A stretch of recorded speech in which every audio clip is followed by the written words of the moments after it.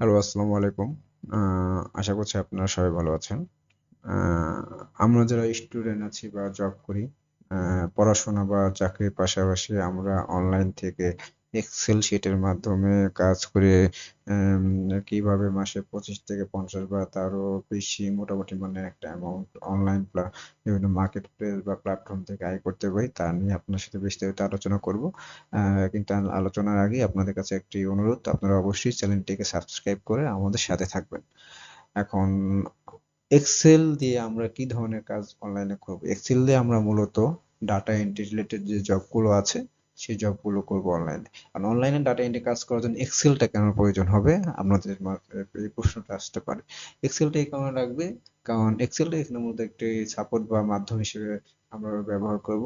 আমি যদি একটি উদাহরণ টেনে নিয়ে আসি, সাপোজ আমরা যখন ভাত খাই, ভাত খাওয়ার জন্য আমাদের কি প্রয়োজন? একটি সাপোর্টের প্রয়োজন হয়। কি ধরনের সাপোর্ট? আমরা একটি প্লেট নিই, সেই প্লেটে আমরা ভাতটা রেখে তারপর খাই। সিমিলার ভাবে আমরা যখন অনলাইনে ডাটা এন্ট্রি কাজ করব, সেই ডাটা এন্ট্রি কাজগুলো করার জন্য আমাদের এক্সেল শিটটার প্রয়োজন হবে সাপোর্ট জন্য। এবং সেই কাজগুলো আমাদের বিভিন্ন যে ফরেন ক্লায়েন্ট থাকবে বা লোকাল ক্লায়েন্ট থাকবে, তাদের কাছে কাজগুলো সাবমিট করার জন্য আমরা এক্সেল শিটটা ব্যবহার করব। এখন অনলাইন থেকে আমার ডাটা এন্ট্রির যে কাজগুলো করতে পারবো, আমি একটু আগে তার সেই কাজগুলো সম্পর্কে আইডিয়া দিই।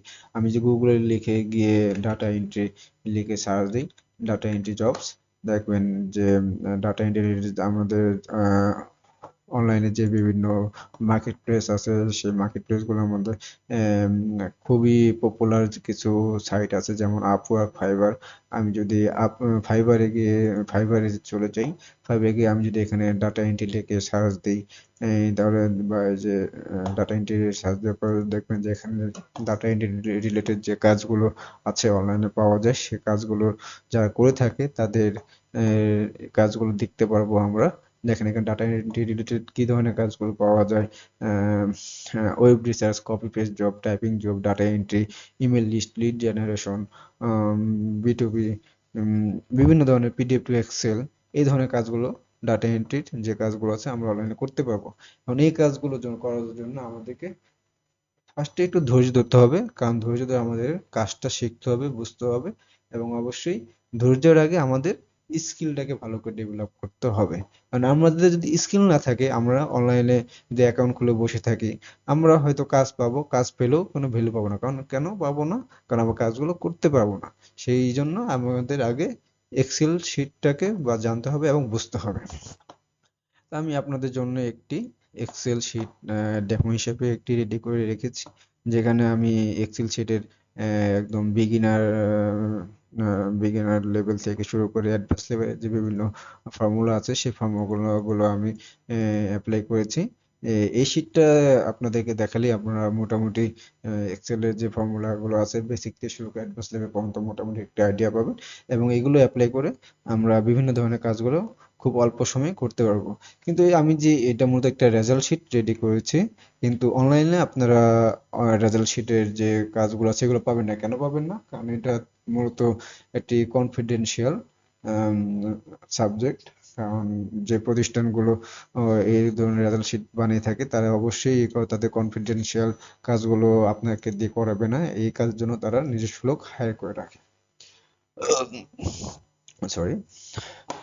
তো আমি একটা ব্ল্যাঙ্ক পেজ নিই এবং ব্ল্যাঙ্ক পেজে এই যে ডাটাগুলো আছে, এই ডাটাগুলো আমি একটু কপি পেস্ট করে নিয়ে যাই।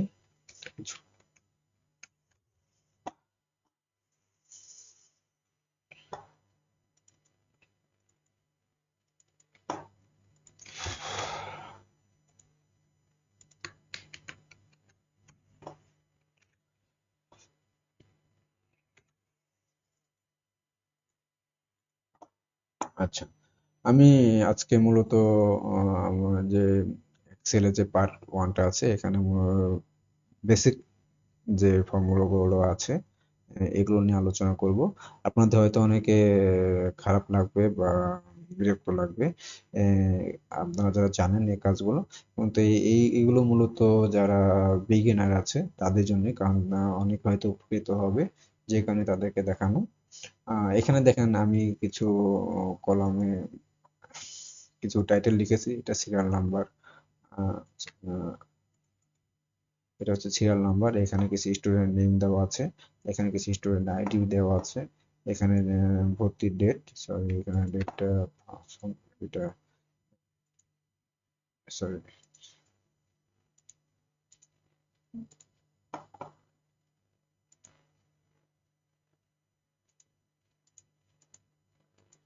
সরি তো, আচ্ছা এখানে এডমিশন ডেট দেওয়া আছে, এখানে বেশ কিছু সাবজেক্টের নাম দেওয়া আছে এবং সাবজেক্ট ওয়াইজ তারা যে মার্কস গুলো পেয়েছে সেই মার্কসের নামগুলো নাম্বারগুলো এখানে দেওয়া আছে। এবং আমি পুরো শিটে আপনাদেরকে সামনে বানিয়ে দেখাবো। একদিনে এত বড় একটা কাজ আসলে দেখানো সম্ভব না, যে কোনো আজকে আমি শুরুর লেভেলে কিছু কাজগুলো দেখাবো। আচ্ছা এখানে কিছু মার্কস দেওয়া আছে। এখন আমি যখন এখানে সবগুলো মার্কসের টোটাল একটা নাম্বার দেখতে চাবো, তখন আমাকে অবশ্যই টোটালটা দেখার জন্য আমাকে অবশ্যই সবগুলো মার্কসের একটা যোগফল বের করতে হবে। সেই যোগফলটা কিভাবে বের করবো, আমি যদি এখানে দেখি টোটাল, টোটাল এখানে টোটালটাতে আমি আমার এই স্টুডেন্টটা, তার যে এখানে কয়টা সাবজেক্ট, একটা দুইটা তিনটা চারটা পাঁচটা ছয়টা সাতটা আটটা, এই আটটা সাবজেক্টে টোটাল কত মার্কস পেয়েছে সেই মার্কসটা বের করার জন্য আমি এখানে একটা ফর্মুলা ইউজ করব। সেই ফর্মুলা কি ফর্মুলা? সাম ফর্মুলা। সাম ফর্মুলাটা খুবই ইজি। আমি যে কোনো ফর্মুলা অ্যাপ্লাই করার আগে আপনাকে অবশ্যই কিবোর্ডের ইকুয়াল চিহ্নটা ইকুয়াল প্রেস করতে হবে।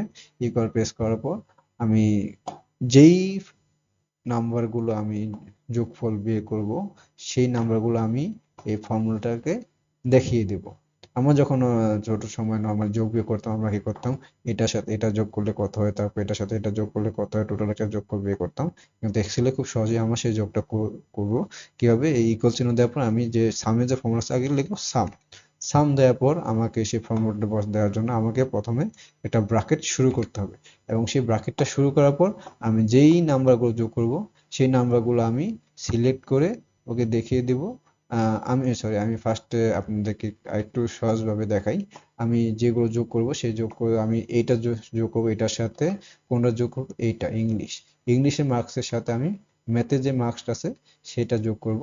তারপর ফিজিক্স, তারপর কেমিস্ট্রি, তারপর বায়োলজি, তারপর সায়েন্স, তারপর রিলিজিয়ন যে আছে, দেখেন আমি প্রত্যেকটা সাবজেক্টের যে ভরগুলো আছে সেগুলো যোগ করার আগে আমি অবশ্যই তাদের মাঝে প্লাস চিহ্নটা রেখেছি, এবং প্লাস চিহ্ন দেওয়ার কারণ হচ্ছে এর যোগফলটা বের করবো।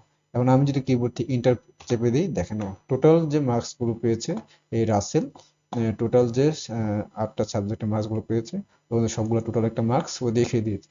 এই ফর্মুলা এটা কিন্তু একটা বিরক্তি লাগতে পারে যে একটা একটা করে ঘর দেখিয়েছি, এই ফর্মুলা আরেকটু সহজভাবে দেখে যদি দেখি, আমি যে একটি সাম ফর্মুলা ইউজ করি, সেটাকে সাম দেওয়ার পর ইকুয়াল দিয়ে সাম ফর্মুলা কমান্ড করার পরে আমাকে একটা ব্র্যাকেট শুরু করতে হবে। এই ব্র্যাকেট শুরু করে আমি যে মার্কস গুলো যোগফল বের করবো সেই মার্কস গুলো আমি যে ওকে সিলেক্ট করে দেখিয়ে দিই। দেন আমি যদি ব্র্যাকেটটা ক্লোজ করে ফেলি, অবশ্যই আমাকে সে যে ফর্মুলাটা শুরু করেছি সেই ফর্মুলাটা আমাকে শেষ করতে হবে কি দিয়ে? ব্র্যাকেট ক্লোজ করে। ক্লোজ করার পর আমি যখন ইন্টার চাপ দেবো, ইন্টার প্রেস করবো, দেন এখন সেম আমার যে টোটাল যোগফলটা আছে, টোটাল যে ও রাসেল টোটাল আটটা সাবজেক্ট যে মার্কস গুলো পেয়েছে টোটাল মার্কসটা ও আমাকে দেখিয়ে দিছে। কারণ আমি তো প্রতিটা সাবজেক্টের একটা একটা করে যোগফল বের করব না, আমি শর্টকাট ভাবে আমি আমার এখানে যে কয়টা কলাম আছে বা রো, সরি রো আছে, আমি সবগুলো সিলেক্ট করে আমি কিবোর্ড থেকে কন্ট্রোল ডি প্রেস করে দেখেন ও টোটাল যে যোগটা ফলটা সবগুলা প্রতিটা স্টুডেন্ট যে যোগফলগুলো প্রতিটা সাবজেক্ট ওয়াইজ যে টোটাল মার্কস গুলো পেয়েছে সেই মার্কস গুলো আমাকে দেখিয়ে দিয়েছে। বা এটা আরেকটা উপায় আছে, আমি এখানে সিলেক্ট করে দিয়ে আমি মাউস দিয়ে যদি আমি এখানে যে বক্সের যে কোনায় যে দেখেন একটা বক্স চিহ্ন আছে, এখানে আমি প্রেস করে আমি যদি ড্রাগ করে দিই, তো টোটাল সবগুলোর পর আমি প্রথমে যে ফর্মুলাটা দিয়েছি ও প্রতিজনকেই সে ফর্মুলাটা দেখিয়ে দিবে, এবং টোটাল যে রেজাল্টটা আছে সেই রেজাল্টটা দেখিয়ে দিবে। এই সামে আরেকটা অপশন আছে এক্সেল শিটে, আমি আমি যেই বক্সে আমি টোটাল মার্কসটা বের করব সেখান থেকে আমি যদি দেখেন এখানে এই যে কোনায় এক্সেল শিটে কোনায় একটা অপশন আছে অটো সাম, অটো সামে ক্লিক করি, দেখেন ও টোটাল এখানে যে ও মার্কস গুলো আছে ও দেখিয়ে দিবে সিলেক্ট করে। এখন কথা হচ্ছে যে এগুলোই কেন দেখালো, এগুলো কেন দেখালো না? কারণ এগুলো হচ্ছে একটা নিউমেরিক্যাল নাম্বার, আমি যেখানে ফর্মুলাটা অ্যাপ্লাই করেছি এই ফর্মুলার একদম নিকটে, একদম নিয়ারে যে ও নিউমেরিক্যাল নাম্বারগুলো আছে ও তো সেগুলো যোগ করতে পারবে, ও তো একটা ডেট যোগ করতে পারবে না, যে কারণে ওই ডেটটাকে নিতে পারেনি। ও শুধু নিউমেরিক্যাল নাম্বারগুলো নিয়েছে। এখন আমি ইন্টার প্রেস করলে দেখেন যোগফলটা বের করেছে, এবং আমি সিলেক্ট করে কন্ট্রোল ডি চাপ করলে আমার সবগুলোর সব স্টুডেন্টের টোটাল মার্কসটা আমি পেয়ে গিয়েছি। এবং এখানে আরেকটা মজার ব্যাপার দেখেন, আমি যেই ফর্মুলাটা ইউজ করেছি আমার এক্সেল শিটের এই যে একটা অপশনটা আছে এই অংশটাকে বলা হয় ফর্মুলা বার। দেখেন এখানে আসলে ফর্মুলা বার লেখা আসতেছে, ফর্মুলা বার। এবং এখানে দেখেন আমি কোন ফর্মুলাটা অ্যাপ্লাই করেছি সেই ফর্মুলাটা ও দেখাবে, এবং এখানে এখানে ক্লিক করলে দেখেন আমি যেই অংশটুকু জুড়ে আমি ফর্মুলা অ্যাপ্লাই করেছি সেটা ও মার্ক করে দেখিয়ে দিবে। এখন যোগ করলাম, আমি যদি বিয়োগ করতে চাই সেভাবে কিভাবে করব? সিমিলার ভাবে আমি ইকুয়াল প্রেস করে আমি যার সাথে যেটা বিয়োগ করব সেটা আমি দেখব। সাপোজ আমি এই বাংলাতে যে মার্কসটা আছে এবং ইংলিশে যে মার্কসটা সেটার সাথে আমি বিয়োগ করব। আমি বিয়োগ করার জন্য আমি বিয়োগ চিহ্ন দেব, দেওয়ার পরে আমি যেটা বিয়োগ করব সেটা আমি সিলেক্ট করে দেব। দেখেন 65 থেকে 66 বিয়োগ করলে কি -1 হয়ে যাবে, এই সেই -1 ও রেজাল্টটা নিয়ে আসলো। এবং আমি সবগুলো শর্টকাট ভাবে সিলেক্ট করে কন্ট্রোল প্লাস ডি চেপে বিয়োগটা বের করে দিয়ে আসলাম। আচ্ছা, এখন এটা বিয়োগ গেল। আমি যদি গুণ করতে চাই সে তখন কিভাবে করব? সাপোজ আমি যে সায়েন্সের যে সোশ্যাল সায়েন্সের যে মার্কসটা আছে এবং রিলিজিয়ন যে মানে মার্কসটা আছে, সেই দুইটা সাবজেক্টের যদি আমি গুণফল বের করতে চাই কিভাবে গুণফলটা বের করব? আমি সিমিলার ভাবে সেই ফর্মুলাটা অ্যাপ্লাই করব। ইকুয়াল দিয়ে আমি সায়েন্সের যে মার্কসটা আছে সেটা সিলেক্ট করে গুণ চিহ্ন দিয়ে আমি রিলিজিয়নের যে মার্কসটা আছে সেটা মাল্টিপল করে ইন্টারপ্রেস করলে দেখেন আমার গুণফলটা বের হচ্ছে। এবং আমি কন্ট্রোল সিলেক্ট করে কন্ট্রোল প্লাস ডি প্রেস করলে আমার সবগুলো দেখেন আমার গুণফলটা চলে আসছে। ভাগ করতে গেলে আমি যদি সায়েন্সের যে মার্কস আছে বা সাপোজ 66 থেকে বা সরি বড় সংখ্যা দিয়ে দেখাই, 92 থেকে 65 ভাগ করলে যে ভাগফলটা আসবে সেটা কিভাবে বের করবো? আমি ইকুয়াল প্রেস করে 92 ভাগ চিহ্ন দিয়ে আমি 65 ভাগ করব। দেখেন ভাগফলটা বের হয়ে আসছে। সিমিলার ভাবে সিলেক্ট করে কন্ট্রোল ডি চেপ প্রেস করলে আমার ভাগফলটাও বের হয়ে আসলো। এগুলো আসলে খুব ছোটখাটো ফর্মুলা, এগুলো আসলে আপনাদের অনেকে বিরক্ত লাগতে পারে যেগুলো আমি কেন দেখাচ্ছি। এগুলো আসলে হয়তো কিছু কিছু লোক হয়তো উপকৃত হবে যারা আসলে শুরুর দিকে আছে, এক্সেল সম্পর্কে তাদের খুব একটা আইডিয়া নেই। সেটা তাদের জন্যই। আমরা যারা জানি তাদের একটু ধৈর্য ধরতে হবে। একটু আসলে ধৈর্যের ফল একটু মিষ্টি হয়।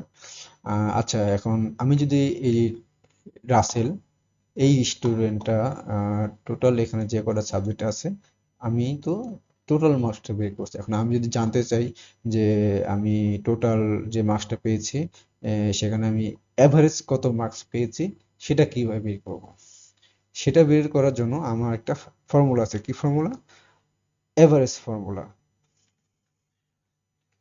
আমি তো এই প্রতিটা স্টুডেন্টের অ্যাভারেজ মার্কসটা বের করে নিয়ে আসবো কিভাবে?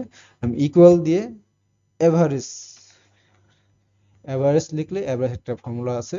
দেখেন এই যে অ্যাভারেজের যে ফর্মুলা আছে সেই ফর্মুলা চলে আসছে। আমি এখানে ডাবল ক্লিক করলে দেখেন ফর্মুলাটা আমাকে দেখিয়ে দিচ্ছে অ্যাভারেজ। ব্র্যাকেটের মাঝখানে দেখেন নাম্বার 1 নাম্বার 2, এই জিনিসটা কি নাম্বার, মানে আমি কোন জিনিসটার অ্যাভারেজটা বের করছি। আমি এই টোটাল যে 8টা সাবজেক্ট আছে এই টোটাল 8টা সাবজেক্টের অ্যাভারেজ মার্কসটা বের করতে চাই। সেজন্য আমার যে টোটাল মার্কস আছে সেই মার্কসটাকে আমার এই ফর্মুলাতে কমান্ড করে দিতে হবে, মানে দেখিয়ে দিতে হবে, সূত্রকে চিনিয়ে দিতে হবে। আমি এখানে ক্লিক করলাম, ক্লিক করে দেখানো সিলেক্ট হয়ে গেল। এখন আমি প্রতিটা আমি ক্লিক করে ড্রাগ করে দিলে দেখেন আমি 8টা সাবজেক্ট ড্রাগ করে আহ, দেখিয়ে দিলাম বা কমান্ড করে দিলাম, দিয়ে আমি ফর্মুলাটা ক্লোজ করে দিব ব্র্যাকেট দিয়ে, এটা প্রেস করব। দেখেন আমার একটা অ্যাভারেজ মার্ক, মানে আমার 8টা সাবজেক্টের যে অ্যাভারেজ মার্ক সেই অ্যাভারেজ মার্কটা পেয়ে গেলাম। সিমিলার ভাবে এখন আমি সবগুলা রো সিলেক্ট করে দিয়ে কন্ট্রোল প্লাস ডি প্রেস করলে দেখেন আমার প্রতিটা 6জন স্টুডেন্টেরই যে 8টা সাবজেক্টের অ্যাভারেজ মার্কস সেই অ্যাভারেজ মার্কসটা আমি পেয়ে গেলাম। আজকে এখানেই আমি রাখছি। পরবর্তী ক্লাসে আরো কিছু এক্সেলের আরো কিছু ফর্মুলা নিয়ে আপনাদের সামনে আসবো। ততক্ষণ পর্যন্ত আপনারা একটু ধৈর্য ধরুন এবং আমার এবং চ্যানেলটি এবং আমার সাথেই থাকুন। ওকে, আল্লাহ হাফিজ, আসসালামু আলাইকুম।